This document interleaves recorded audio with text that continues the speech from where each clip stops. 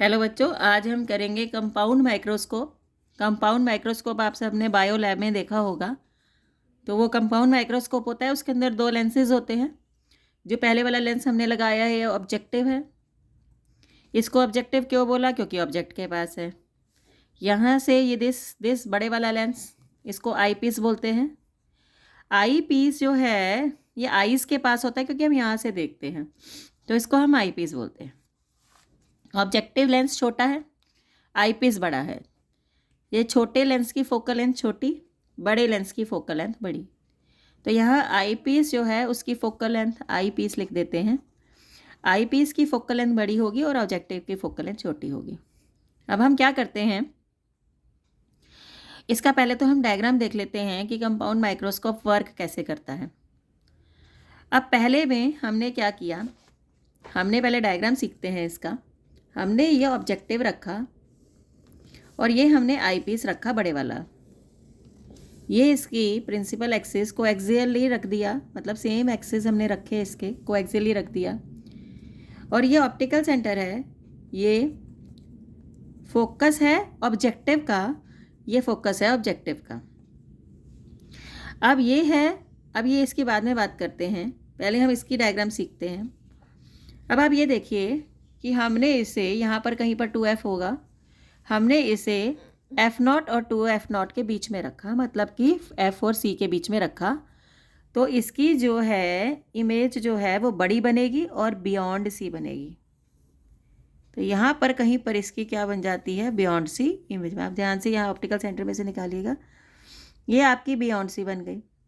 अब इसको दोबारा देखिएगा, हमने क्या किया है, हमने एक छोटा लेंस लिया, एक बड़ा लेंस लिया।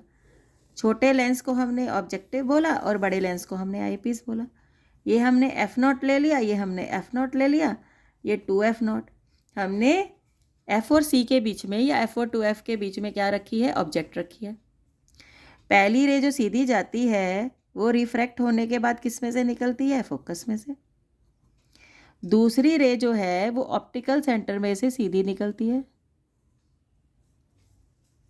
और बियॉन्ड C इसकी इमेज बनती है। तो ये इमेज बन गई है आपकी, ये आपने A नाम दिया, ये B दिया, ये A' दिया, ये B' दिया। अब इस वाले लेंस ने एक नॉर्मली काम किया है, उसने F और C के बीच में ऑब्जेक्ट रखा और बियॉन्ड C जो है आपकी इमेज बन गई। और जो बियॉन्ड C इमेज बनती है वो बड़ी बनती है। देखो एक बारी मैग्नीफिकेशन तो इसने कर दी। अब आप इसकी बात करिए, अब ये जो इमेज है वो इसके सामने आके खड़ी हो गई। अब ये क्या है, ये आई पीस का सेंटर और ये है इसका आई पीस का फोकस। अब ये जो है इमेज वो आई पीस के ऑप्टिकल सेंटर और फोकस के बीच में आके खड़ी हो गई। जब ऑप्टिकल सेंटर O और F के बीच में इमेज होती है तो आपकी वर्चुअल एंड डायरेक्ट इमेज बनती है। तो ये हो गई, ये चली गई, ये दूर दूर जा रही हैं तो ये यहाँ तो मिलेंगी नहीं, तो हमें लगेगा कि यहाँ से मिलती हुई आ रही हैं। तो यहाँ पर इसकी फाइनल इमेज बन गई। आप देख पा रहे होंगे कि एक बारी ऑब्जेक्टिव ने बड़ा कर दिया, फिर ये वाली जो है इमेज वो इसके लिए ऑब्जेक्ट का काम करती है, फिर इसने इस इमेज को और बड़ा कर दिया। तो दो बारी जो है यहाँ पर मैग्नीफिकेशन हुई है, एक बारी ऑब्जेक्टिव ने करी और दूसरी बारी आई पीस ने करी। तो ये आपकी फाइनल इमेज बन गई और आपने इस फाइनल इमेज को दिया ये नाम A' B'। तो ये आपका क्या है, this is your diagram of compound microscope. अब हम क्या करते हैं, जो हमने पिछली बारी किया था, हम एक ऑब्जेक्ट लेते हैं, H0 इसकी हाइट है, इसको सबसे बड़ा देखना चाहते हैं अपनी नेकेड आई से, तो हम इसको डी डिस्टेंस दूरी पर रखते हैं। जो ये एंगल हमारी आँख पे सबस्टेंड करता है वो अल्फ़ा एंगल करता है। तो यहाँ से हम tan अल्फ़ा निकालते हैं। tan अल्फ़ा जो हो जाता है वो परपेंडिकुलर अपॉन बेस, मतलब कि H0/d के बराबर हो गया। तो tan अल्फ़ा को अप्रॉक्सीमेटली इक्वल टू अल्फ़ा ले लेते हैं, जैसे पिछली बार लिया था, और ये हो जाएगा H0/d। अब इमेज ने जो एंगल बनाया वो बीटा बनाया, तो अब हम tan बीटा की वैल्यू निकाल लेते हैं। मैंने आपको बोला था जितनी बारी भी ऑप्टिकल इंस्ट्रूमेंट करेंगे छोटा ट्रायंगल लेंगे, तो ये हमारा छोटा ट्रायंगल है। अब ये देखिए, ये जो है वो हाइट ऑफ इमेज है। कौन सी इमेज? जो ऑब्जेक्टिव ने बनाई थी। ये आपका परपेंडिकुलर हो जाएगा और ये आपका बेस हो जाएगा। तो परपेंडिकुलर हो गया आपका एच आई और बेस हो गया आपका बी डैश ई। अब हम बी डैश ई की बात कर लेते हैं। ये जो बी डैश ई है ये इस वाले लेंस का ऑब्जेक्ट है। ये जो ए डैश बी डैश है वो इस वाले लेंस का ऑब्जेक्ट है। तो ऑब्जेक्ट की दूरी हो गई बी डैश ई, तो ऑब्जेक्ट की दूरी को क्या बोलते हैं, यू ई बोलते हैं। तो हम एच आई बाई यू ई लिख लेंगे। अब मैग्नीफिकेशन का फॉर्मूला होता है बीटा अपॉन अल्फा।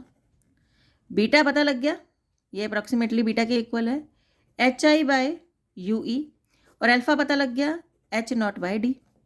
उल्टा देंगे इसको, H I by U E into D by H not. ये देखिएगा आप ध्यान से, H I by H not लिख दिया और डी बाय यू ई लिख दिया। एच आई किसका, हाई इमेज किसकी, ऑब्जेक्टिव की। ऑब्जेक्ट किसके सामने पड़ा है, ऑब्जेक्ट के, तो ये मैग्नीफिकेशन भी किसकी हुई, ऑब्जेक्टिव की। और डी बाई यू ई हम पिछले सिंपल माइक्रोस्कोप में निकाल के आए थे, ये मैग्नीफिकेशन किसकी है, आई पीस की। तो हमारे पास कंपाउंड माइक्रोस्कोप टोटल की मैग्नीफिकेशन, ऑब्जेक्टिव की magnification multiply by eyepiece की मैग्नीफिकेशन, दोनों ने मैग्नीफाई किया था। पहले इसने किया तो इसने मैग्नीफाई किया तो एम, फिर इसने किया आई पीस ने मैग्नीफाई तो एम ई, तो एम इज इक्वल टू क्या हो जाएगा, M O plus M E. अब हम कह देते हैं दो कंडीशंस। दो कंडीशंस हमारी क्या हैं, एक होती है हमारी स्ट्रेन्ड आई कंडीशन, एक होती है हमारी रिलैक्स आई कंडीशन या नॉर्मल एडजस्टमेंट। अब आप अगर देखेंगे स्ट्रेन्ड आई या नॉर्मल एडजस्टमेंट में क्या होता है, वी जो है वो डी के बराबर होता है, तो वही वाली कंडीशन आ जाएगी। देखिए magnification is equal to M O into M E. M O की बात में तो बाद में करते हैं, जब वी डी के बराबर होता है तो हमने 1 प्लस डी बाई एफ जो है वो निकाला था मैग्नीफिकेशन स्ट्रेन्ड आई कंडीशन में सिंपल माइक्रोस्कोप में, तो ये वाला फॉर्मूला बन गया।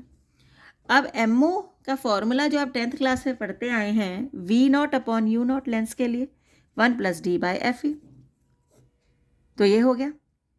अब बाद में फिर इस पर दोबारा आएंगे, M is equal to M O into M E. Relax eye के लिए मैग्नीफिकेशन ऑब्जेक्टिव की तो वही रहेगी V not by U not, eyepiece की डी बाई एफ ई बन जाएगी, तो ये रिलैक्स आई के लिए हो गया। लेकिन हमने अब क्या देखना है, हमने एक चीज़ देखनी है, ये है वी नॉट। आप देख पा रहे हैं जो वी नॉट है वो इधर बन रहा है, V not is approximately this, तो ये जो है ये वी नॉट की दूरी है, ये वी नॉट है, दिस इज़ वी नॉट। अगर बड़े ध्यान से देखें, अगर ये वी नॉट है तो अप्रॉक्सीमेटली ये इसके बराबर है लेंथ ऑफ द ट्यूब के, यहाँ से यहाँ तक का डिस्टेंस होता है एल, ठीक है, लेंसेज के बीच का डिस्टेंस होता है एल। तो आप देख पा रहे हैं इतना सा फ़र्क है। अगर आप और माइक्रोस्कोपिक लेवल पे, ये तो ना के बराबर का फ़र्क है इतना, तो हम वी नॉट को अप्रॉक्सीमेटली इक्वल टू क्या ले लेंगे, एल। तो हमने इसको approximately equal to V not को क्या ले लिया, एल ले लिया, और ये 1 प्लस डी बाई एफ ई। अब हम बात करते हैं यू नॉट की। अब अगर आप यू नॉट देखिए, ये होता है आपका you not, this is your you not, ये अप्रॉक्सीमेटली हम बिल्कुल फोकस के पास रखते हैं, तो ये जो अप्रॉक्सीमेटली जो यू ओ है वो अप्रॉक्सीमेटली किसके इक्वल है, एफ ओ के इक्वल है। तो हम इसकी जगह क्या लिख लेते हैं, माइनस एफ ओ, तो ये हो गया हमारा L by minus F O is 1 plus D by. Similarly इसके लिए भी यही कर देंगे, L by minus F O D by F E. तो ये हमारी क्या निकल आई, मैग्नीफिकेशन। लेकिन अभी हमारे को एक और काम रह गया है इसके अंदर, वो ये है कि मैं एक और डायग्राम बनाऊंगी आपके लिए। ये लेंस है, ये लेंस है, ये आपका वही सेम डायग्राम अभी चल रहा है। आपने इसके बीच में रखा, पहली रे एफ नॉट से गई, ये इधर गई, ये आपकी इमेज बन गई।